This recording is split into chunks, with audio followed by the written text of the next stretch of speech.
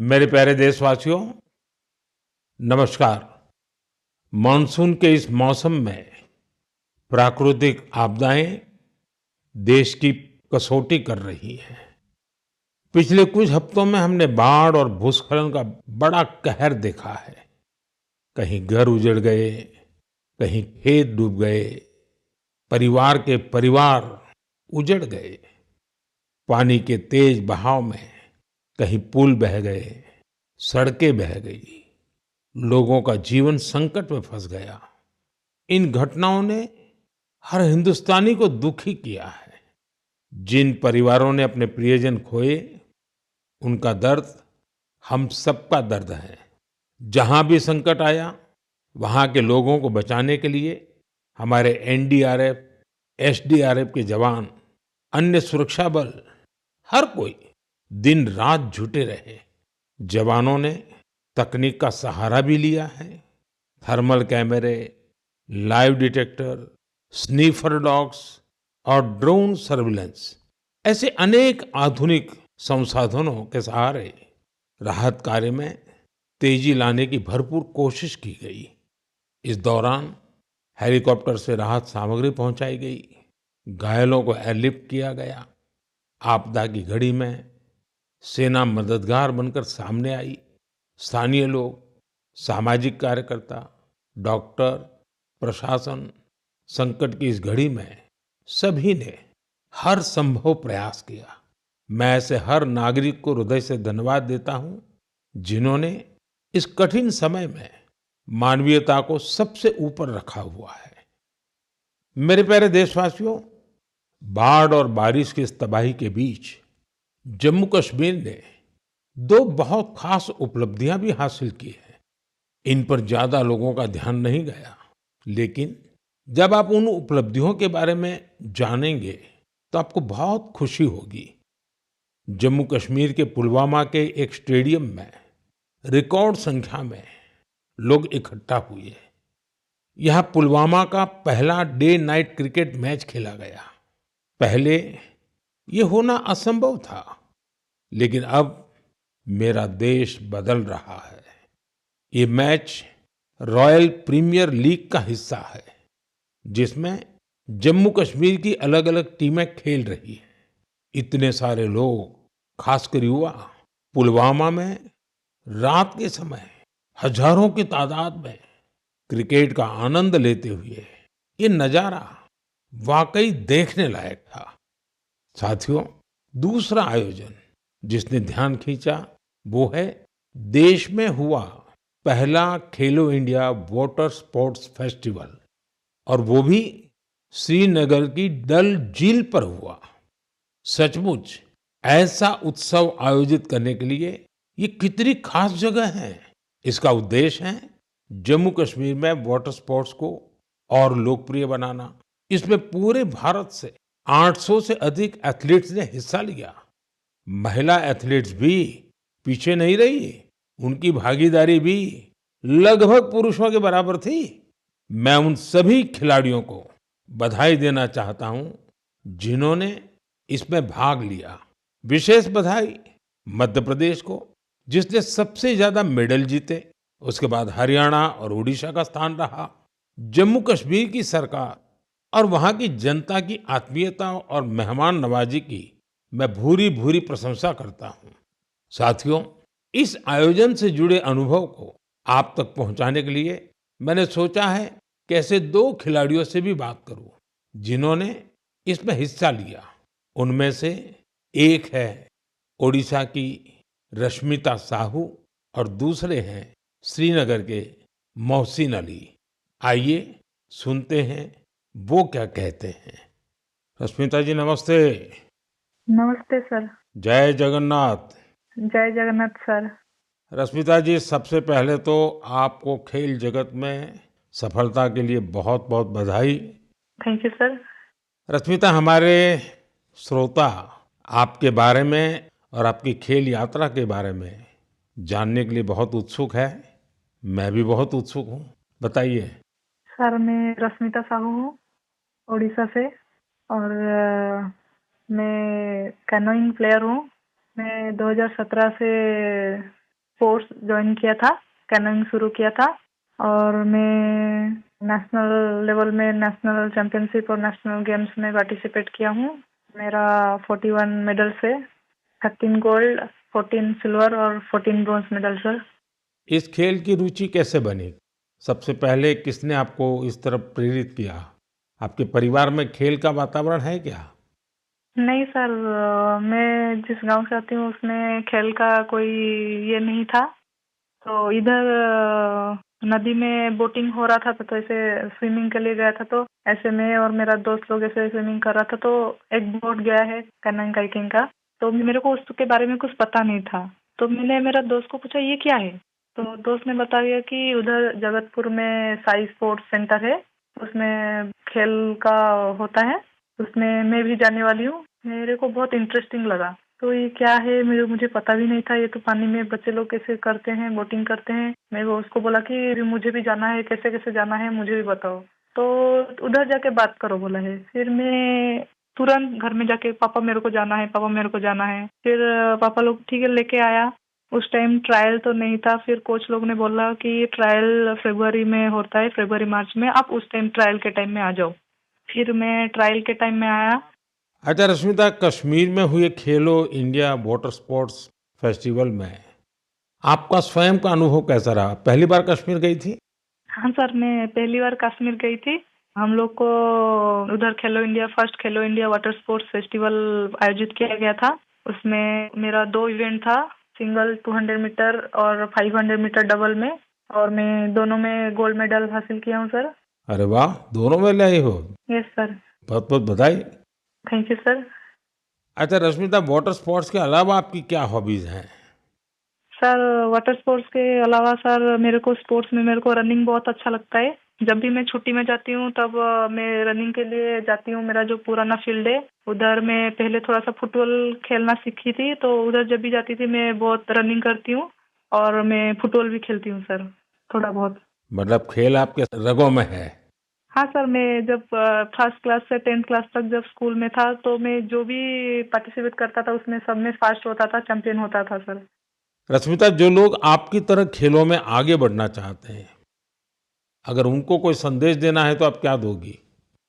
Sir बहुत सारे बच्चे, उनको घर से निकलना भी मना होता है, और लड़की हो बाहर में कैसे जाओगे, और किसी किसी का पैसा का दिक्कत की वजह से वो लोग खेल छोड़ रहे हैं। और ये जो खेलो इंडिया का स्कीम हो रहा है उसमें बहुत सारे बच्चों को पैसा का भी मदद मिलता है और बहुत सारे बच्चों को बहुत सारे हेल्प मिल रहा है। उसके वजह से बहुत सारे बच्चे आगे जा पा रहे हैं। और मैं बोलूंगी सबसे कि खेल को छोड़ो मत, खेल से बहुत आगे जा सकते हैं।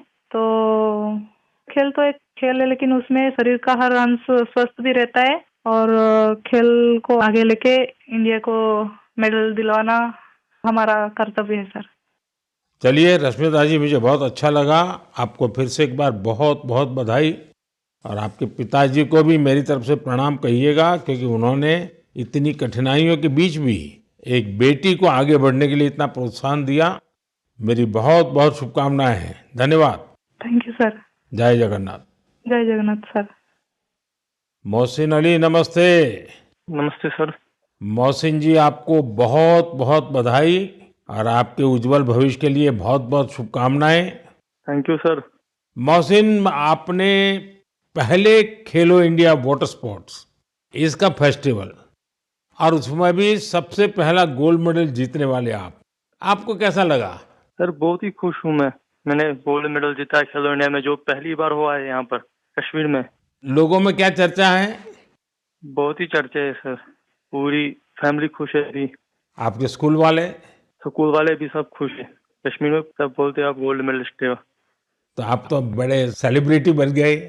Yes sir. अच्छा, वाटर स्पोर्ट्स की रुचि कैसे बनी और उसके फायदे क्या नजर आ रहे हैं आप?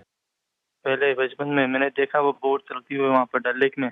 पापा ने बोला आप करोगे? मैं हाँ, मुझे भी शौक है। मैं भी फिर गया वहाँ पर सेंटर में मैडम के पास। फिर मैम ने मुझे सिखाया, बिल्किस मैम ने। अच्छा मोहसिन, पूरे देश के लोग आए थे, पहली बार वाटर स्पोर्ट्स का कार्यक्रम हुआ, और वो भी श्रीनगर में हुआ, वो भी डल झील में हुआ। ये इतने सारे देश के लोग आए, तो वहाँ के लोगों को क्या फील होता था? बहुत ही खुशी है सर। सब बोल रहे अच्छी जगह है, पूरा अच्छा है, यहाँ पर फैसिलिटी सब कुछ अच्छी है, सब यहाँ पर सब कुछ अच्छा रहा खेलो इंडिया में। तो आप कहीं खेलने के लिए कश्मीर के बाहर गए हैं कभी? इससे मैं भोपाल गया हूँ, गोवा गया हूँ, केरला गया हूँ, हिमाचल गया हूँ। अच्छा, फिर आप तो पूरा हिंदुस्तान देख लिए है। Yes sir. अच्छा, ये इतने सारे खिलाड़ी वहां आए थे, यस सर। तो नए दोस्त बनाए कि नहीं बनाए? सर बहुत दोस्त बना दिए, एक साथ भी घूमे हम यहाँ पर, डल लेक में, लाल चौक में, पूरे जगह घूमे हम सर, पहलगाम भी गए थे। यस सर, पूरी जगह। देखिए, मैंने तो देखा है कि जम्मू कश्मीर में स्पोर्ट्स टैलेंट बड़ा गजब का है जी। Yes sir. हमारे जो जम्मू कश्मीर के नौजवान है, वो देश का नाम रोशन करे, इतना सामर्थ्य है उनके अंदर, और आपने करके दिखाया है। सर मेरा ड्रीम है ओलंपिक में मेडल जीतना, वही ड्रीम है। वाह, शाबाश। वही ड्रीम है सर। देखिए, आपसे सुन करके ही मेरे तो रोंगटे खड़े हो गए। सर अभी वही ड्रीम है मेरा, ओलंपिक में मेडल जीतना, देश के लिए नेशनल एंथम बजाना, बस वही ड्रीम है मेरा। मेरे देश का एक मजदूर परिवार का बेटा इतने बड़े सपने देखता है, मतलब ये देश बहुत आगे बढ़ने वाला है। सर बहुत आगे बढ़ने वाला है, हम शुक्रगुजार हैं इंडिया गवर्नमेंट का, जिनने इतना यहाँ पर खेलो इंडिया किया, यहाँ पर पहली बार हुआ है सर। तभी तो तुम्हारा स्कूल में भी जय जयकार चलता होगा। Yes sir. चलिए मोहसिन, मुझे बहुत अच्छा लगा आपसे बात करके, और मेरी तरफ से आपके पिताजी को विशेष रूप से मेरा धन्यवाद करना, क्योंकि उन्होंने मजदूरी की जिंदगी जी करके भी आपकी जिंदगी बनाई है, और आपने अपने पिताजी के शब्दों पर बिल्कुल आराम किए बिना 10 साल तक तपस्या की है। ये खिलाड़ी के लिए बहुत बड़ी प्रेरणा होती है, और आपके कोच को भी मैं बहुत बधाई देता हूं कि जिन्होंने आपके पीछे इतनी मेहनत की। मेरी तरफ से बहुत बहुत शुभकामनाएं, बहुत बहुत बधाई भैया। Thank you sir. नमस्कार सर। जय हिंद। साथियों, एक भारत श्रेष्ठ भारत की भावना देश की एकता, देश के विकास के लिए बहुत जरूरी है, और निश्चित तौर पर खेल इसमें बड़ी भूमिका निभाते हैं। और इसलिए ही तो मैं कहता हूं, जो खेलता है वो खिलता है। हमारा देश भी जितनी टूर्नामेंट खेलेगा उतना खेलेगा। आप दोनों खिलाड़ियों को, आपके साथियों को मेरी बहुत बहुत शुभकामनाएं। मेरे प्यारे देशवासियों, आपने यूपीएससी का नाम तो जरूर सुना होगा। ये संस्था देश की सबसे कठिन परीक्षाओं में से एक सिविल सर्विसेज का एग्जाम भी लेती है। हम सब ने सिविल सर्विसेज के टॉपर्स की प्रेरणादायी बातें अनेक बार सुनी है।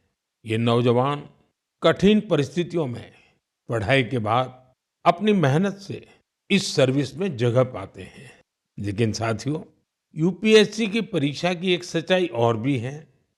हजारों ऐसे उम्मीदवार भी होते हैं जो बेहद काबिल होते हैं, उनकी मेहनत भी किसी से कम नहीं होती, पर मामूली अंतर से वो अंतिम सूची तक नहीं पहुंच पाते। इन उम्मीदवारों को दूसरी परीक्षाओं के लिए नए सिरे से तैयारी करनी पड़ती है।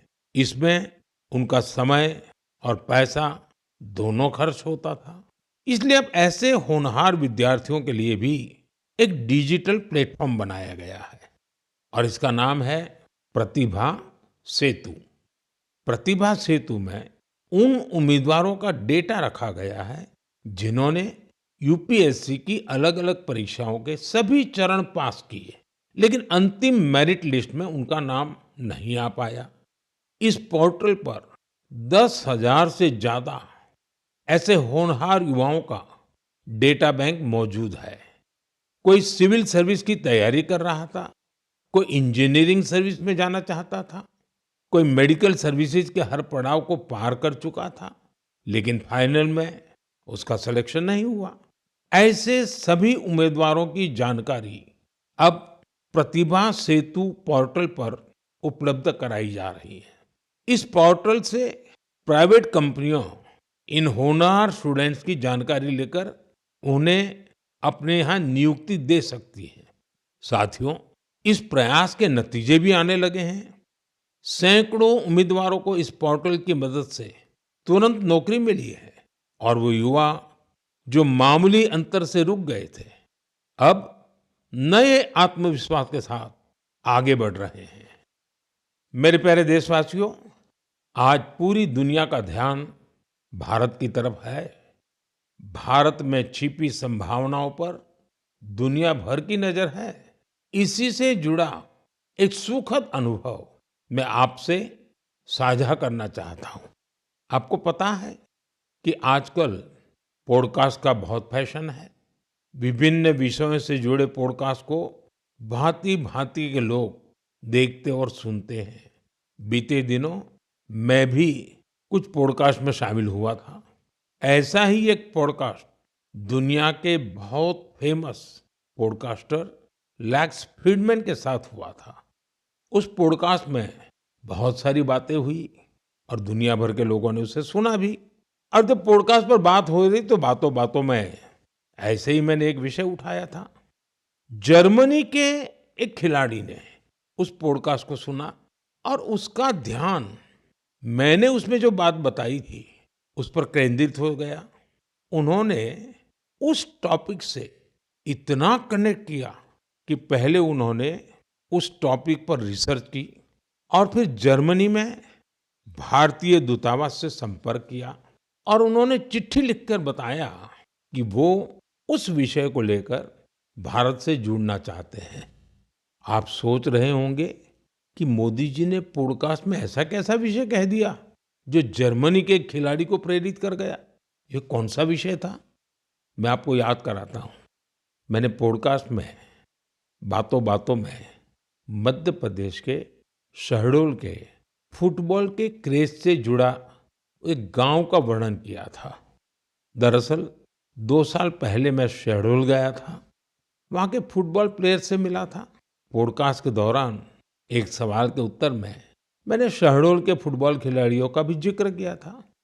यही बात जर्मनी के फुटबॉल खिलाड़ी और कोच डिटमार बायर्सडॉर्फर ने भी सुनी। शहडोल के युवा फुटबॉल खिलाड़ियों की लाइफ जर्नी ने उन्हें बहुत प्रभावित और प्रेरित किया। सही में किसी ने कल्पना भी नहीं की थी कि वहां के प्रतिभाशाली फुटबॉल खिलाड़ी दूसरे देशों का ध्यान अपनी ओर आकर्षित करेंगे। अब जर्मनी के इस कोच ने शहडोल के कुछ खिलाड़ियों को जर्मनी की एक एकेडमी में ट्रेनिंग देने की पेशकश की है। इसके बाद मध्य प्रदेश की सरकार ने भी उनसे संपर्क किया है। जल्द ही शहडोल के हमारे कुछ युवा साथी ट्रेनिंग कोर्स के लिए जर्मनी जाएंगे। मुझे यह देखकर भी बहुत आनंद आता है कि भारत में फुटबॉल की लोकप्रियता निरंतर बढ़ रही है। मैं फुटबॉल प्रेमियों से आग्रह करता हूं कि जब समय मिले वे शहडोल जरूर जाएं और वहां हो रहे स्पोर्टिंग रिवॉल्यूशन को करीब से देखें। मेरे प्यारे देशवासियों, सूरत में रहने वाले जितेंद्र सिंह राठौड़ के बारे में जानकर आपको बहुत सुखद एहसास होगा। मन गर्व से भर जाएगा। जितेंद्र सिंह राठौड़ एक सिक्योरिटी गार्ड है और उन्होंने एक ऐसी अद्भुत पहल की है जो हर देशभक्त के लिए बहुत बड़ी प्रेरणा है। पिछले कुछ वर्षों से वो उन सभी जवानों के बारे में जानकारियां जुटा रहे हैं जिन्होंने भारत माता की रक्षा में अपने प्राण न्योछावर किए हैं। आज उनके पास प्रथम विश्व युद्ध से लेकर अब तक शहीद हुए हजारों वीर जवानों के बारे में जानकारियां मौजूद है। उनके पास शहीदों की हजारों तस्वीरें भी हैं। एक बार एक शहीद के पिता की कही गई बातें उनके हृदय को छू गई। शहीद के पिता ने कहा था, बेटा गया तो क्या हुआ, वतन तो सलामत है ना। इस एक बात ने जितेंद्र सिंह जी के मन में देशभक्ति का एक अद्भुत जुनून भर दिया। आज वो कई शहीदों के परिवारों के संपर्क में है। उन्होंने करीब 2500 शहीदों के माता पिता के चरणों की मिट्टी भी अपने पास लाकर रखी है। ये सशस्त्र बलों के प्रति उनके गहरे प्रेम और जुड़ाव का जीवंत उदाहरण है। जितेंद्र जी का जीवन हमें देशभक्ति की वास्तविक सीख देता है। मेरे प्यारे देशवासियों, आजकल आपने देखा होगा, अक्सर घर की छतों पर, बड़ी इमारतों पर, सरकारी दफ्तरों में सोलर पैनल चमकते हुए दिखाई देते हैं। लोग अब इसके महत्व को समझ रहे हैं और खुले मन से अपना रहे हैं। हमारे देश पर सूर्यदेव की इतनी कृपा है, तो क्यों न उनकी दी हुई उस ऊर्जा का पूरा उपयोग करें। साथियों, सोलर पावर से किसानों की जिंदगी भी बदल रही है। वही खेत, वही मेहनत, वही किसान, लेकिन अब मेहनत का फल कहीं ज्यादा है। ये बदलाव आ रहा है सोलर पंप से और सोलर राइस मिल से। आज देश के कई राज्यों में सैकड़ों सोलर राइस मिल लग चुकी है। इन सोलर राइस मिलों ने किसानों की आय के साथ ही उनके चेहरे की रौनक भी बढ़ा दी है। साथियों, बिहार की देवकी जी ने सोलर पंप से गांव की किस्मत बदल दी है। मुजफ्फरपुर के रतनपुरा गांव के रहने वाली देवकी जी को लोग अब प्यार से सोलर दीदी कहते हैं। देवकी जी, उनका जीवन आसान नहीं था। कम उम्र में शादी हो गई, छोटा सा खेत, 4 बच्चों की जिम्मेदारी और भविष्य की कोई साफ तस्वीर नहीं। लेकिन उनका हौसला कभी टूटा नहीं। वो एक सेल्फ हेल्प ग्रुप से जुड़ी और वहीं उन्हें सोलर पंप के बारे में जानकारी मिली। उन्होंने सोलर पंप के लिए प्रयास शुरू किए और उसमें सफल भी रही। सोलर दीदी के सोलर पंप ने इसके बाद जैसे गांव की तस्वीर ही बदल दी। जहां पहले कुछ एकड़ में जमीन की सिंचाई हो पाती थी, अब सोलर दीदी के सोलर पंप से 40 एकड़ से ज्यादा क्षेत्र में पानी पहुंच रहा है। सोलर दीदी के इस अभियान में गांव के दूसरे किसान भी जुड़ गए हैं। उनकी फसलें हरी भरी होने लगी हैं, आमदनी बढ़ने लगी। साथियों, पहले देवकी जी की जिंदगी 4 दीवारी के भीतर सिमटी हुई थी, लेकिन आज वो पूरे आत्मविश्वास से अपना काम कर रही है। सोलर दीदी बनकर पैसे कमा रही है और सबसे दिलचस्प बात की, वो क्षेत्र के किसानों से यूपीआई के जरिए पेमेंट लेती है। अब पूरे गांव में उन्हें बहुत सम्मान से देखा जाता है। उनकी मेहनत और दूरदर्शिता ने दिखा दिया है कि सौर ऊर्जा सिर्फ बिजली का साधन नहीं है, बल्कि ये गांव-गांव में नई रोशनी लाने वाली एक नई शक्ति भी है। मेरे प्यारे देशवासियों, 15 सितंबर को भारत के महान इंजीनियर मोक्षगुंडम विश्वेश्वरैया जी का जन्मदिन होता है। उस दिन को हम इंजीनियर्स डे के रूप में मनाते हैं।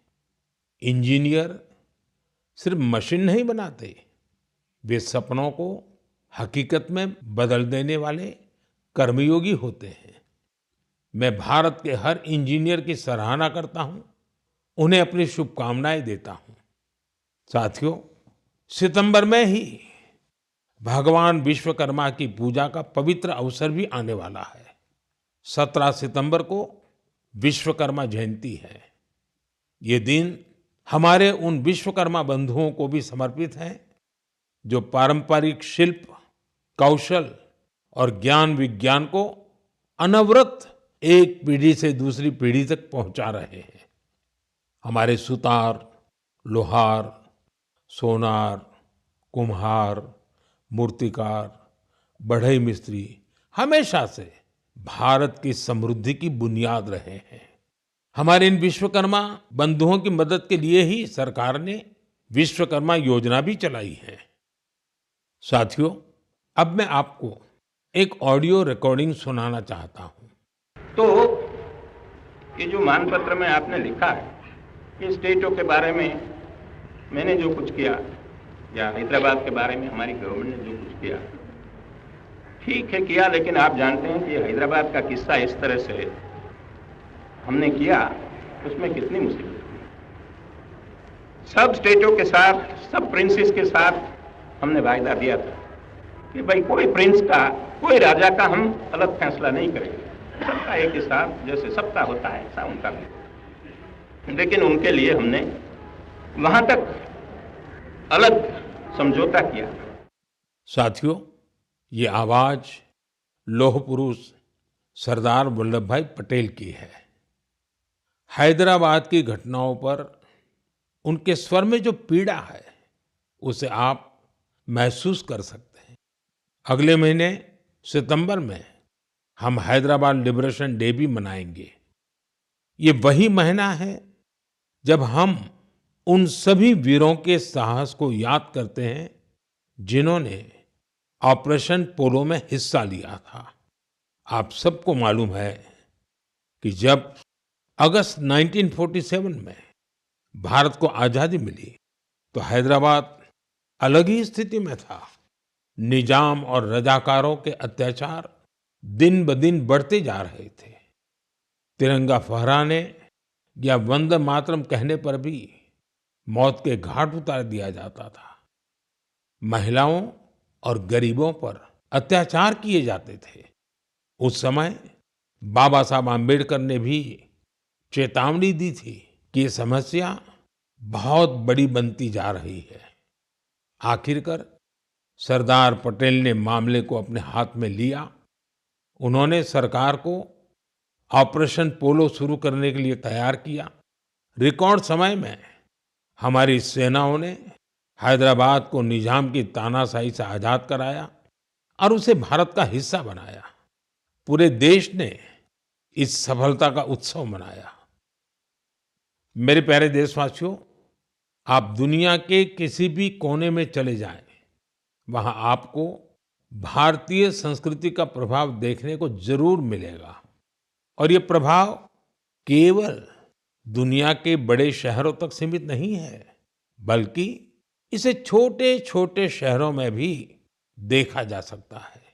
इटली के एक छोटे से शहर कैंप रोतोंडो में ऐसा ही देखने को मिला है। यहाँ महर्षि वाल्मीकि जी की प्रतिमा का अनावरण किया गया। इस कार्यक्रम में वहाँ के स्थानीय मेयर सहित क्षेत्र के अनेक अहम व्यक्ति भी शामिल हुए। कैंप रोतोंडो में रहने वाले भारतीय मूल के लोग महर्षि वाल्मीकि जी की प्रतिमा लगने से बहुत खुश हैं। महर्षि वाल्मीकि के संदेश हम सभी को बहुत प्रेरित करते हैं। साथियों, इस महीने की शुरुआत में कनाडा के मिसिसागा में प्रभु श्री राम की 51 फीट ऊंची प्रतिमा का भी अनावरण किया गया है। इस आयोजन को लेकर लोगों में बहुत उत्साह था। सोशल मीडिया पर प्रभु श्री राम की भव्य प्रतिमा के वीडियोज खूब शेयर किए गए। साथियों, रामायण और भारतीय संस्कृति के प्रति ये प्रेम अब दुनिया के हर कोने में पहुंच रहा है। रूस में एक मशहूर स्थान है व्लादिवोस्तोक। बहुत से लोग इसको ऐसी जगह के रूप में जानते हैं जहां सर्दियों में तापमान -20 से -30 डिग्री सेल्सियस तक गिर जाता है। इस महीने व्लादिवोस्तोक में एक अनूठी प्रदर्शनी लगी। इसमें रूसी बच्चों द्वारा रामायण की अलग-अलग थीम पर बनाई गई पेंटिंग्स को भी शोकेस किया गया। यहाँ पर एक कंपटीशन का भी आयोजन हुआ। दुनिया के अलग-अलग हिस्सों में भारतीय संस्कृति के प्रति बढ़ती जागरूकता देखकर वाकई बहुत प्रसन्नता होती है। मेरे प्यारे देशवासियों, मन की बात में इस बार इतना ही। इस समय देश भर में गणेश उत्सव की धूम है। आने वाले दिनों में बहुत सारे त्योहारों की रौनक होगी। उन त्योहारों में आपको स्वदेशी की बात कभी भी भूलनी नहीं है। उपहार वही जो भारत में बना हो, पहनावा वही जो भारत में बुना हो, सजावट वही जो भारत में बने सामान से हो, रोशनी वही जो भारत में बनी झालरों से हो, और भी ऐसा बहुत कुछ। जीवन की हर जरूरत में सब कुछ स्वदेशी हो। गर्व से कहो ये स्वदेशी है। गर्व से कहो ये स्वदेशी है। गर्व से कहो ये स्वदेशी है। इस भाव को लेकर हमें आगे चलना है। एक ही मंत्र, वोकल फॉर लोकल। एक ही रास्ता, आत्मनिर्भर भारत। एक ही लक्ष्य, विकसित भारत। साथियों, इन खुशियों के बीच आप सभी स्वच्छता पर जोर देते रहें, क्योंकि जहां स्वच्छता है वहां त्योहारों का आनंद भी और बढ़ जाता है। साथियों, मन की बात के लिए मुझे इसी तरह बड़ी संख्या में अपने संदेश भेजते रहिए। आपका हर सुझाव इस कार्यक्रम के लिए बहुत महत्वपूर्ण है। अपना फीडबैक मुझ तक जरूर पहुंचाते रहें। अगली बार जब हम मिलेंगे तो और भी नए विषयों की चर्चा होगी।